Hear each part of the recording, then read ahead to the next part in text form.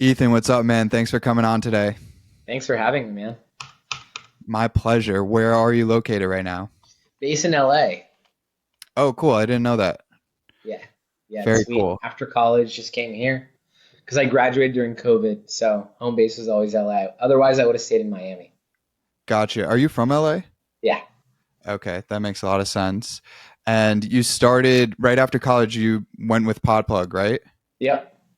Awesome. So I want to talk about the origins. Let's start there. I believe I remember the origins. There were these like jewel pods getting sold all over campus. You couldn't get them anywhere else. I think they got banned, right? I don't know what happened to them. At the time, it was legal. Yeah, But just yeah, for I was basically context, just selling anyone them. watching, Yeah. Ethan and I went to University of Miami together, and Ethan was starting his business. I'd say around then. So I'll let you tell the story. Yeah. It all kind of started with a pretty bad gambling debt as sports betting. You know how all the kids in the frats were when they're sports betting, right? It was crazy. And I got pretty addicted, lost a ton of money, How much money? almost 15 grand worth, Okay. which was Yeah. like all of my savings. Yeah. Um, a week before Thanksgiving, my dad calls me saying, like, why the hell do you have $97 in your bank account? Didn't know what to tell him, had to be super honest and transparent, and it was the worst Thanksgiving of my life. He made me like handwrite a letter to him, to myself, pretty much, signing it, basically saying, how I would never do this again, the effects of sports betting and gambling and all that, right? Um, and then I stopped for like 6 months, got back into it with it was bad, and then he like threatened to pull me out of school, and that's kind of when it hit me. Like sometimes things just have to hit you twice. And I was like, okay, I have to make some money somehow. And at the time, jewel pods are really popular. So I just like reached out to multiple distributors online, like Jewel Pods Wholesale near me. Found some, I bought them for like $9 a unit, sold them to people in my frat for like 20, and then within a few weeks, everyone on campus got my number, and I just get 20 texts a day saying, "Hey, I heard you're the pod plug. You got mango pods. Can you meet me at the library?" And I was just like slinging them out of my backpack, and people would just Venmo me.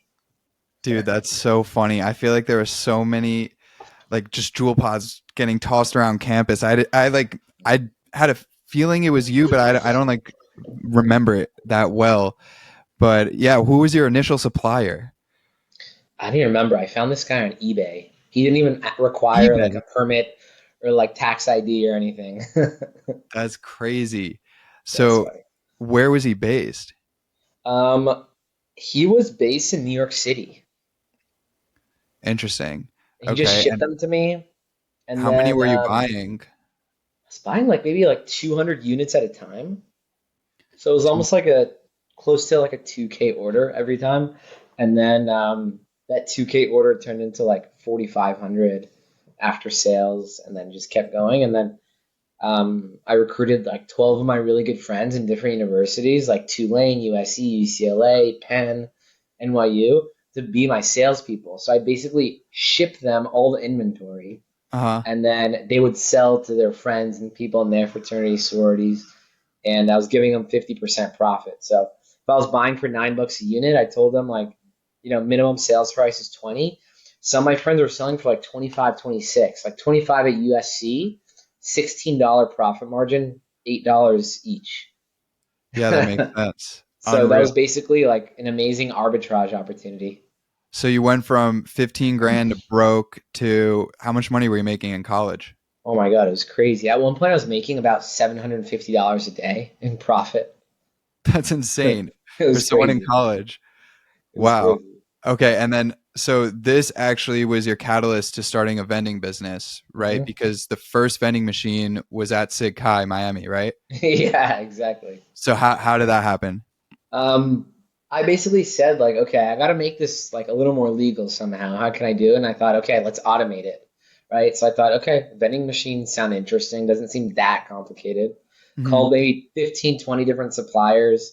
Found one who would work really closely with me on customizing the machine, making sure that there's no cash and no coins, Mm. purely cashless, credit, debit, Apple Pay, etc. And Machine was refurb. It was like a refurbished like combo snack drink vending machine, Hmm. and I basically sent him the products to see if he could fit them in the slots. They call them coils, the Okay. spiral things Right. that come out. And he basically told me, okay, these are the right coils for the jewel pods that you want to put them in. And testing went well. Bought the machine for like 3 grand, refurbished. A new one was like 8 or 10 grand, but Uh-huh. refurbished was about three. I Okay. asked the owner of the frat house if I could put the machine in there. He was like, "Yeah, sure, no problem."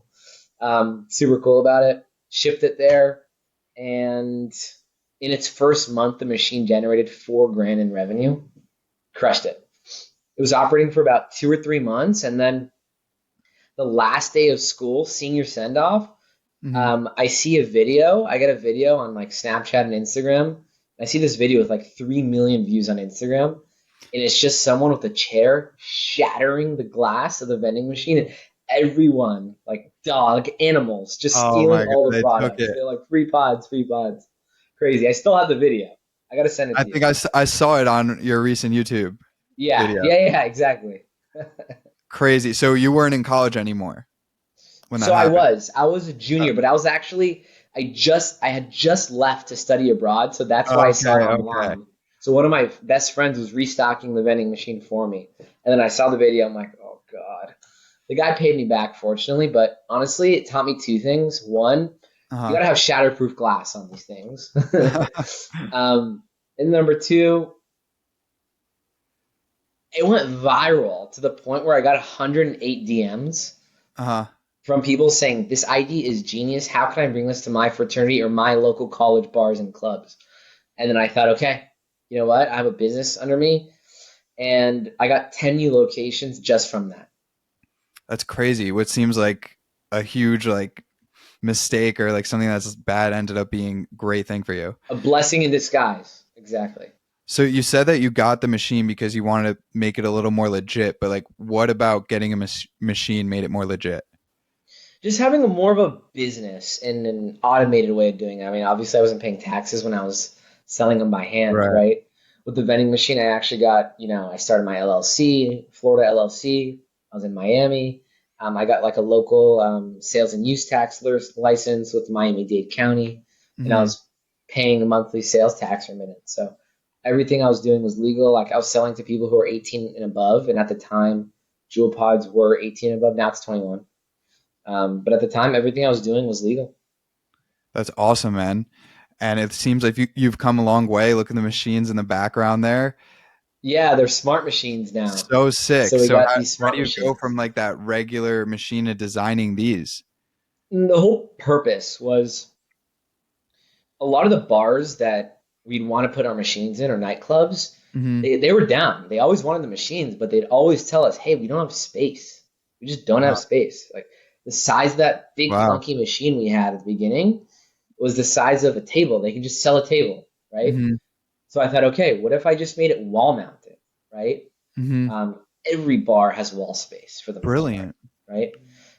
So I reached out to maybe 8 different suppliers. Couldn't really find anything in the U.S. I'm going to be honest. So I had Hmm. to go overseas, um, You went and yourself? I just came back from China a couple months ago. It Wow. was sweet. I met with the supplier. It was great, but really good quality. Like Chinese doesn't mean bad quality. It does not. Like people Uh-huh. have that misconception. Like the quality of this machine is very good. These machines probably last 10 plus years. They're all touchscreen. You can run ads on them. Really friendly user interface and easy to maintain. Dude, that's incredible. It's great to see how far you've come and how much you've innovated along the way. Thank you. So with those machines, what's like the whole setup? How do you like bring me from like landing a customer, you find a bar who's interested to setting up the machine. How does that process go? Yeah, good question. So, kind of the sales outbound process is we have a few different methods. Like one is like social media DM, whether it's Facebook, Instagram, Hmm. and number two, visiting in person always trumps everything Yeah, else. To be honest, 100%. in person visits always the best. Cold emailing works as well, and cold calling. I always like to do the cold calling before I do anything to understand like to double check that who the owner is, whenever they're in, right? Are Mhm. they there Monday through Wednesday at after 5 p.m., right? Mhm. When are they there? Um, and then once I understand that information, then I can actually go visit them in person, Mhm. right? That's kind of how I like to do my outbound. I've also Mhm. done a lot of outbound just social media DMing, and I've closed deals that way. Yeah, I do I the also same run a thing. campus ambassador program where I paid Oh, these really? campus ambassadors like $400 for every referral, for every bar owner they'd introduce me to that gets a machine. Uh-huh. That worked really well. Um, so tons of different avenues on how to get leads. And then number two, how do we get the machine installed? Right. So after we close a deal, we usually give them about a 10% rev share. So let's say a machine does 2 grand a month in revenue, they get a couple $100 a month. It's not a lot, but the Mhm. whole purpose of the machine isn't the money. The purpose is the convenience for their customers. So they're Mhm. not leaving in the middle of the night to go get whatever fix that they have at the convenience store down the street, right? Let's say Mhm. they want a Zyn, right? What are the odds they come back after leaving the bar? Probably pretty slim, right? Might go somewhere else. Yeah. Yeah. And if that happens, then the bar's losing money on alcohol, less alcohol sales, and then that leads to less bartender tips as well, right? And we have data that about 2% of all customers in a bar, all foot traffic, purchases something from the machine. So we can Mhm. tell a bar saying, hey, that could be 2% of your customers leaving in the middle of the night and not coming back, right? It still makes a difference, right? Yeah, that's interesting. So you said they do around 2 grand a month, or is that just an arbitrary number? About $1,800 a month is kind of our average right now. And the bar owner is getting 10%, you guys are keeping 90. Correct. 10% of sales, which is like 35% of profit. Okay, so sale your margin's around 35%. So I'd say our net margins are about 35 to 40% per Okay, machine. that's pretty good. So you're taking in around like $800 a month profit, Yeah, so yeah. to say, and then you is that after you pay the bartender or the bar owner? So I'd say the math is 1,800 times point. It's about $700 a month in profit per machine.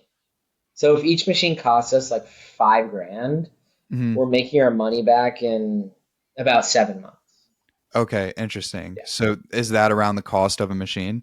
yeah, I'd say So so, it's a including super long installation term. and whatnot. Yeah, it's a super long term play because essentially these machines will be here for who knows how long, and Oh yeah, oh yeah. you'll be If holding. Yeah, any business with a 12-month payback period on your machines is a very good business. Yeah, yeah, that's great. So tell me, how many stores are you in? Restaurants, bars? Oof.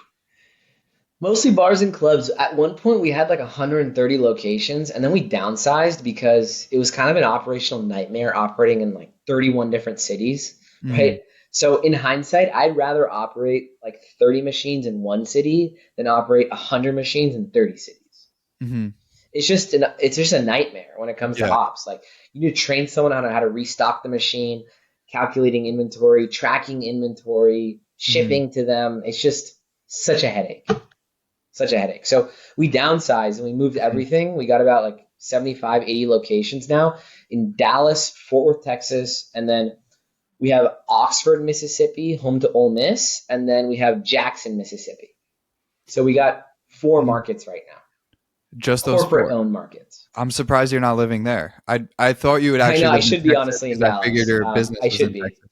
I go there every couple months, but I'd say like half our team is there. Yeah, I mean it's quite impressive that you've grown the business in those markets. Meanwhile, you're in LA, so it's pretty much a I know. remote job for you. It probably could have grown a lot more if I was there, to be honest. Why not try and scale it in LA? Um, I'd say just another distraction right now. I want to focus on Mhm. franchising. Yeah, and focus on what's Like, working for you. yeah, I mean, like I said, operating in 31 different cities. If those 31 different cities were franchise markets, completely different Hmm. scenario, right? Like these are owner operators who own these are business owners, right? That they have a system and we teach them that system. Everyone has training, support, onboarding. You have lifetime access to us, right? And it's always going to be better having local business owners being the ones restocking the machines Hmm. themselves and growing the market themselves than us doing it remotely, right? Because let's say we had a part-time employee. So let me give you an example. We had a part-time employee in Austin, Texas. We had 8 machines. She was working like 7 hours a week restocking machines, right? We get excuses from her saying, "Hey, on a Friday, hey Ethan, I can't restock the machines. I can't go to work today. I got a flat tire." Like, come on. We just lost 7 grand that weekend because she couldn't restock the machines. There Hmm. should be no reason why the machine should not be restocked, right? And because she didn't have any skin in the game, she didn't have any equity, she wasn't her own business owner, she could do that, right? Right. And that happened multiple times. We over multiple people, like 7, 8 different people. And at one point, I kept having to fly out to Austin to retrain a new person, only to find out that after 2 months they're lazy, they're not reliable, they don't have time, and it just caused a big headache. And I just said, let's just sell that market. So I sold Austin for like 160K, Hmm. 8 machines for like 160K, got that cash, poured it into our franchise consultants to help us franchise this business. And just about 6 weeks ago, we became a legal franchisor. And now we're fielding like 5 to 7 calls a day, just like franchise discovery calls to see in people in different cities, across Atlanta, Nashville, Tallahassee, Miami, New Orleans, tons of cities. We're like gotten applicants for over like 75 cities right now. Wow, that sounds amazing. Yeah, Congrats. I want to get into the franchisee process, but sure. before that, I want to ask, how much are you doing in sales right now? Right now we're doing about like 80K a month, 80K a month. So you're almost a million a year. a million a year in just Pod Plug alone. Yeah, just our corporate business. Soon our franchise business is projected to do even better than our corporate business. Okay, that's great. So being a franchisee, there's a fee, of course, involved with that. Yep. How quickly do you think a franchisee can get that fee returned and then eventually start scaling like you are? Yeah, so I'll tell you the fees. We have 3 different franchise tiers. The Okay. first one is called Pod Plug Prep. That's going to Mhm. be college towns. So think of Madison, Wisconsin, Michigan, ASU, U of A, big college Mhm. center towns, right? That's going to cost $35,000 as the franchise fee. And that's going to essentially include a lot of stuff like in-person training for 4 days. You come out. Every franchise tier is the same, besides how big the market is, right? Like I'll tell you more about what we offer after the rest of the tiers. The second tier is Podplug Prime. That's Mhm. kind of a secondary city. So think of like Nashville, New Orleans, Fort Worth, Texas. Not a massive city, but not a tiny city, right? That's going to be 45K. And then we have Podplug Prestige, which is going to be 60K. And that's a big metro city like LA, Miami, New York, Vegas, right? And each one is going to have a certain amount of machines that they're going to manage. Like we project for Podplug Prep, the college town model, it's going to be about 10 to 15 machines. Um, Podplug Prime is going to be about like 30 to 40 machines. And then Prestige is going to be between like 50 to 75 machines. That's our projection, Mhm. um, based on our close rate on how many bars there are in a city. So let's say in Dallas, there are Mhm. 300 bars in that city, right? We've Mhm. closed about 20% of them, and that's kind of That's a how we high came to close that, rate. right? Exactly.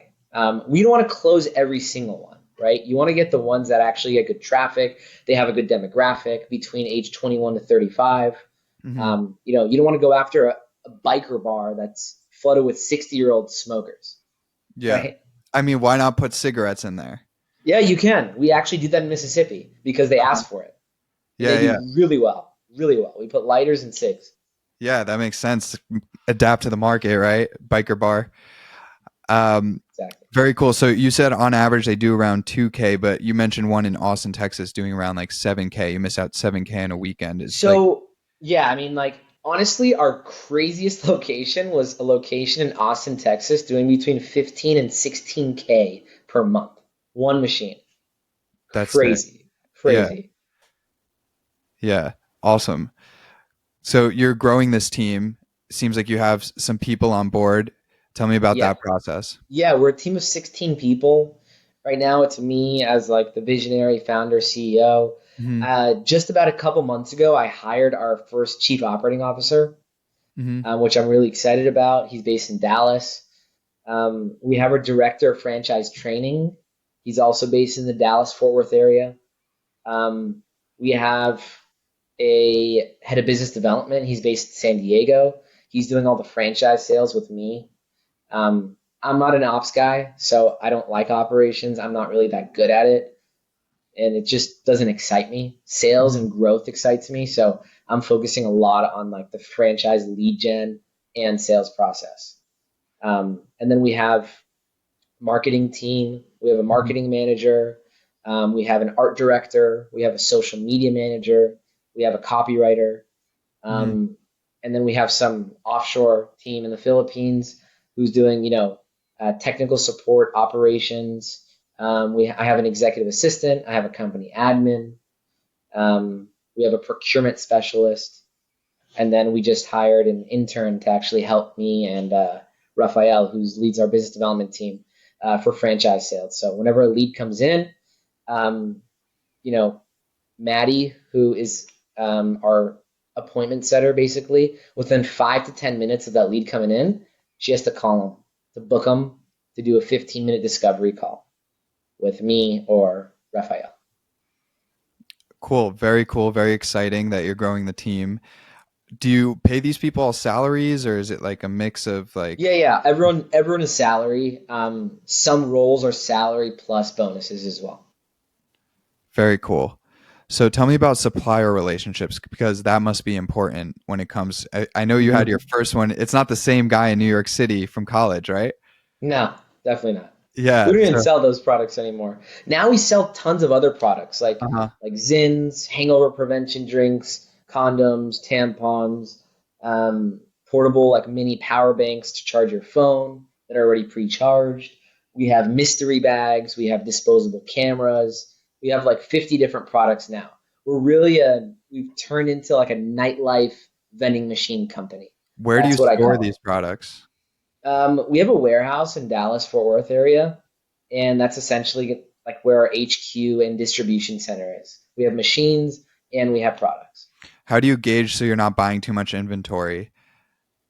Based on machine sales, we basically just reverse engineer what the machine sales are in a certain market, and then see how much in sales will last us about a month worth of inventory, Hmm.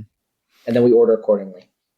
Interesting. And you're operating so many machines, and I'm Yeah. sure I'm sure they like sell different things differently. So I'm sure Yeah, you're every keeping a core. bar, honestly, like we like to hyper localize. I mean, that's going to be like the theme of the franchise. Every franchisee, they're gonna they're gonna be our boots on the ground, telling us what is going to be the best seller in the locations. We'll get Mm-hmm. the products. Mm-hmm. We'll make sure we source them for them, and then they buy it from us, right?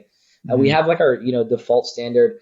We have mystery bags. Like we have some gay bars in Dallas, for example, Mm-hmm. right? They do super well.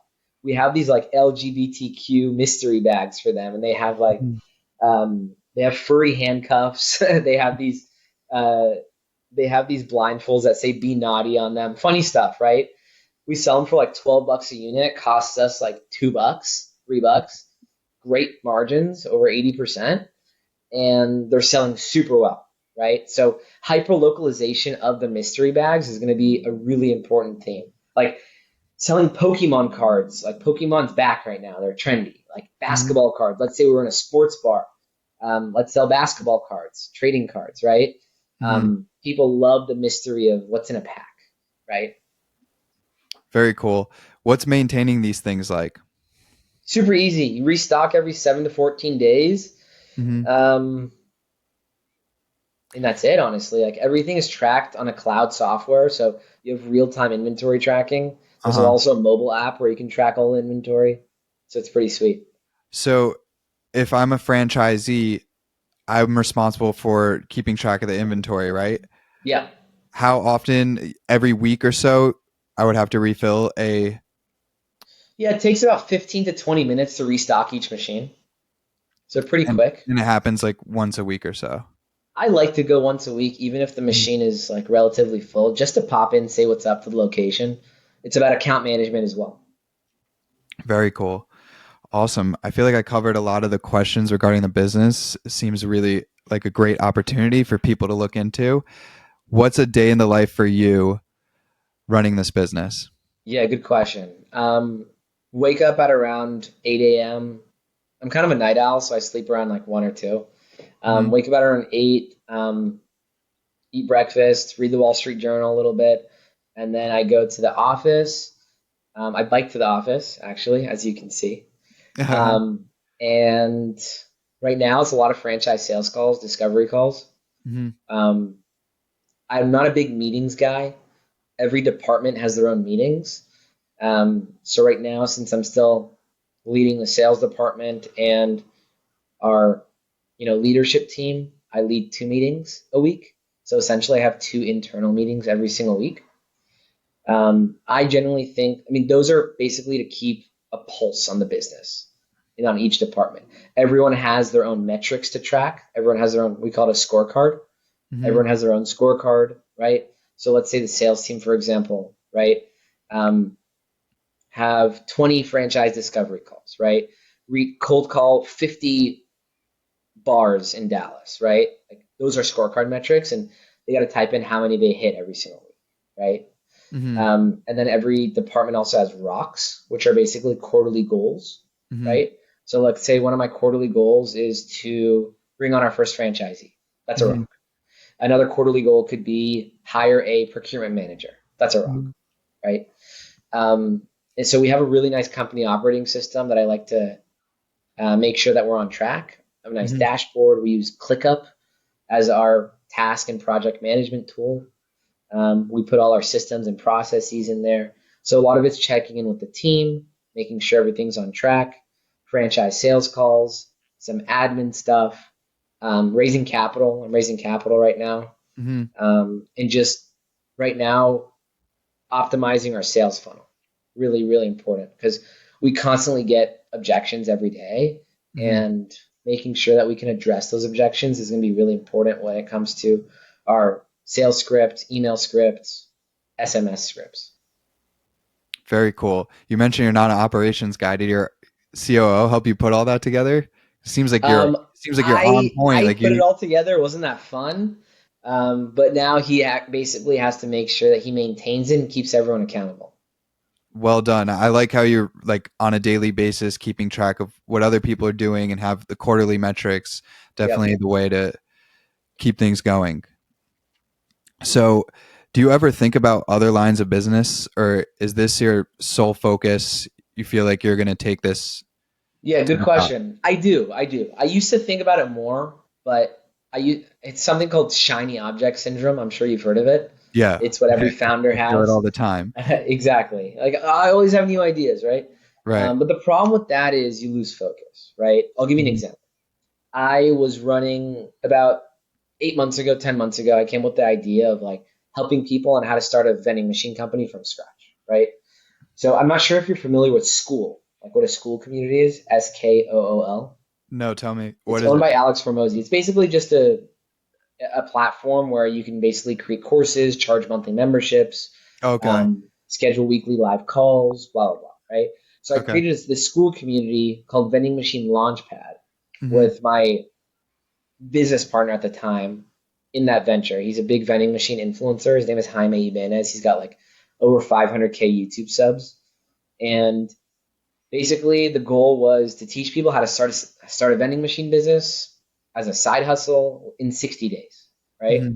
And we'd had like scripts, cold call scripts, email scripts, text scripts, how to find leads, marketing flyers, brochures, etc. Basically, everything you need to set you up for success, right? And how to start your own local vending business, right? We even had connections and discounts with suppliers, manufacturers, distributors. We built Mhm. everything from scratch. We had Right. modules, like over 20 hours of pre-recorded content. And then we had 3 live sessions a week. The first session was a sales session. The next session was an ops session. And then the third session was just a live open Q&A, right? Mhm. That took a lot of my time, Yeah. right? And we were doing about 5K a month in monthly recurring revenue. So it was going well. We were growing fast. We are getting like 1 to 2 new people a day, each paying How much was the course? $149 a month, monthly membership. Yeah. Or you could just pay 1,500 a year. That's a good amount Um, of interest. yeah, got a lot of interest. I mean, my partner was the lead machine because of his socials, Hmm. and I was basically operating everything. Hmm. And I was spending like 20 hours a day, 20 hours a week on it. And while I was running this too, working 40, 50 hours a week. And about 6 months, like 4 to 6 months ago, like I was working till like 4 a.m., like 5 days a week. And one day during a meeting, I just fainted. It was Shit, crazy. man. It Yeah. just took such a big toll on my body and my mental health. Wasn't really hanging out much with friends and took a big toll on me. And I learned that number one, health is key. And number two, to really get stuff done, you need to focus. And I wasn't focused, right? I want to focus on Podplug. I raised capital for it. I have investors backing me. I have so much support. I have a team of 16 people I got to manage, put food on these people's table, their families' tables. And to do that, it's all about focus, right? I always like to say that return on investment is meaningless. Return on time is that key metric to actually track, right?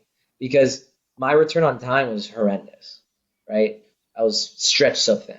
So I had to shut Vending Machine Launchpad down just 2 months ago. It was pretty recent, to go full-fledged, full force on franchising. And I'm really happy I did it. I feel way better now. I feel way more focused. The team is more hyped up, and we just got a better pulse on the business, on where we are right now and where we're going in the future. So focus is king. Awesome, man. Sometimes you got to taste things and then you learn the lesson that way at Exactly. times. So you said return on time is a great metric to track. Do you track that? How Yeah, I so? have a time blocking planner. I actually Uh-huh. have it right here. Yeah. This is my planner. Cool. And Show 'em. basically, like, I'll show you what it looks like. Um, basically, like, this is what it looks like. You basically time block every single day from whenever the day starts, right? Uh-huh. And you block what you do during those time slots, like Hmm. deep work, tasks, meetings, um, projects. And then here is basically like things that happen throughout the day. Just write them down as tasks. And then Hmm. at the end of the day, you'll review this, and then you'll make your next time block for the following day, right? Basically this. Hmm. So this keeps me really on track. And I'm really glad I started it. Cool. Thanks for sharing. What do you like to do with your time when you're not working? Um, I like reading. I like going to movies with my friends. I like going out to bars with my friends. I love eating. I love traveling. I'm a huge traveler. Do you keep that Spent a in your couple. journal? What was that? Do you keep those things in your journal too? No, no.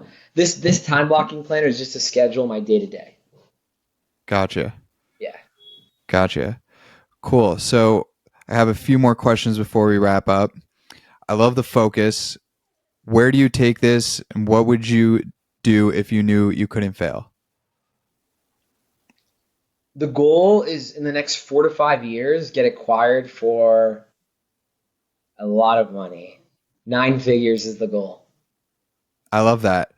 Yeah. Good to have the good to have that goal in mind. How do you plan on getting there? What do you think you need to I do need at least 200 franchisees, and I got to be doing about 8 million a year in EBITDA. in EBITDA? And right now you're doing 1 million in sales. Yeah, Okay. EBITDA is tough right now just because we're hiring a lot of people, Yeah. and we're raising capital. So You're in right growth now is not a mode. great indicator. Yeah, but you're in growth mode and Exactly. you got the hustle, you got the spirit. Keep with it. Thank you. So now I'll ask like the three kind of wrap up questions. This is the Better Road podcast.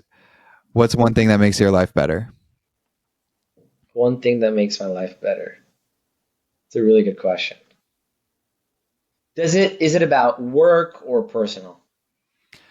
I like to make it more open and just like what improves the quality of your life rather than like a self improvement thing or like, Yeah, I'm gonna be honest. Honestly, my friends. Like, if I'm not hanging out with my friends every week, like, I'm not that happy. Like, I love okay, seeing my friends. I see my friends like 3, 4 days a week. We go to the gym together, we get dinner, we go out, just have a good time. that's a great answer. Anyone who wants to connect with you, what's the best way to do so? Mm, I'd say, well, if they want to talk to me, probably a tool that has DM. I'm pretty big on LinkedIn. I'm not Yeah, sure, like, your notice. listeners, your viewers, where they're most active. I'm pretty big on LinkedIn, Twitter, and then Instagram is a good place to DM me as well. Awesome. We'll plug those all in. I see you're on YouTube too. It seems like you're Yeah, doing pretty well follow my there. YouTube. I just launched that a couple months ago. New video every week, deep dive into everything. Take a lot of time Yeah, putting the videos putting look these great. videos together. They're really high quality. I'm a subscriber. Thank you, man. I appreciate it. How did you learn how to like make videos like that? Because you do a great job editing. Thank you. I took a course Uh, about 4 months ago. Do you know Iman Gaji? yeah, I know him. Yeah, big YouTuber. He had a live cohort like Monday through Friday, two Hmm. hours a day, just everything about how to launch a YouTube channel. Mm. And I studied it. I literally didn't do anything else that week besides just go in full sprint grind mode Hmm. on how to launch my YouTube channel. So I just spent a full week just learning, didn't do anything else. Um, and I hired a video editor, and basically I write the script, and then he edits. It's Hmm. honestly all about the packaging of the title and the thumbnail. And I Oh hired a yeah. really good thumbnail designer as well. I mean, I pay Where'd almost you like find this editor and how much? in the Philippines actually, like $1,500 a month full time. Wow. Pretty good. Yeah, but still $1,500 a month. It's pretty. It's decent expense. No, it's definitely a decent expense. Yeah. I'd say personal brand wise, I probably spend like 5K a month on my personal brand. Yeah. Well, that's money well spent. Awesome, Definitely. man. I'm gonna wrap this up with one last question. Do you know anyone who you think would enjoy being on this podcast? Hmm. Yeah, I do. Who do you have in mind? I think Jake Fleschner would be really good. High school friend, owns a company called the Nucleus Network. Uh huh. It's all about basically, he's basically the plug for everything. Like, if Okay. you need anything, he'll make an introduction for you, and he makes a cut as a result of that successful introduction. Interesting. Got it. Okay, so he's like the pod plug times whatever. Um, Yeah, basically. Very cool. Jake, I would love to meet you. Love to have you on here. Ethan, thanks so much for coming on today. Thank you so much for watching this video. Please subscribe to the channel for more videos and peace out. Peace.